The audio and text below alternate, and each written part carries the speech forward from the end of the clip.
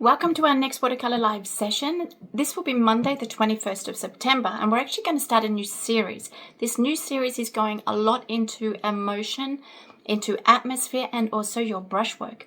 So we have a beautiful subject, which is actually a boat, which sort of sits on a quay and has a very dramatic, very interesting group of shapes and shadow. Yet the boat is sort of taking up the entire image. If we were painting the subject like this, it may not be the best composition for a painting. How can we improve on it? And in the photo, we do have this big dark shadow. We have the side of the boat, which is very dark. Obviously, we're not copying the photo. We're going to be basically recreating the scene. But how do we make sure big surfaces of dark values stay transparent? They stay transparent, they stay fluid, and they're actually really well incorporated into the subject. They don't become opaque and just sort of stick out and become almost isolated in the painting. So this week what I'm going to do is I'm going to focus a little bit of time as a little mini course in the beginning of the live, where we're going to focus on dark values, because dark values seem to be an issue for many people, where people either are unable to get dark values, or the dark values that they paint in their paintings actually fade when the painting dries, and they don't feel like their dark values are dark enough, which then makes them feel like they need to go back into the dark values and adding an extra wash. Perhaps I don't like the color, another wash, and this is where we overwork them. So we're looking at keeping the transparency and the fluidity. We're talking about integrating the dark shapes into the rest of the scene. This is something I want to do beforehand, okay? Just as like a little mini course in the beginning of the live. However, during the live, we are going to focus on how we redesign a subject, a photo, to make a better painting. And so we will be adding certain things, moving things, taking things away to improve the scene so it is actually better for a painting.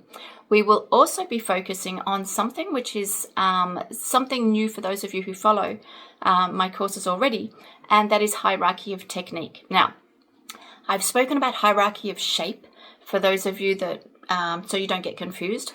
Hierarchy of technique is different. So we are going to be going into the watercolor techniques. We're going to be looking at brushwork, and we're going to be seeing how technique, whether it be a dry brush stroke, whether it be a graded wash, whether it be layering, the way that we use our technique actually does create a hierarchy. It can create a hierarchy, and you can use it. Obviously, dry brushwork is something that is more visible, added to the end of the painting. You see it, it stands out. Where a graded wash sort of sits in the background, being sort of very much more discreet. So we can actually use this hierarchy to attract the eye, to enhance the subject, but definitely to enhance the mood and the emotion. So this Monday, the 1st of September, we're going to be playing with this subject, which is a beautiful subject of a boat, redesigning it, looking at how we can improve our dark tonal values, how we can integrate new things, move things around in the scene to make it a better painting. So if this interests you for what you're doing at the moment with your painting, this is a really important live, because this is a big deal. These big dark values are honestly such a big deal. So if you come along and you paint with me on Monday, then don't forget that you will get a critique of your painting if you paint live, which helps you understand certain blockages that you have. You can ask questions and I'll give you my feedback. And if you can't make it live, then just by inscribing, you'll actually get the link to the replay, which you can watch in both cases over and over again, because you keep live access to the session. So Monday, the 1st of September, I'll see you then.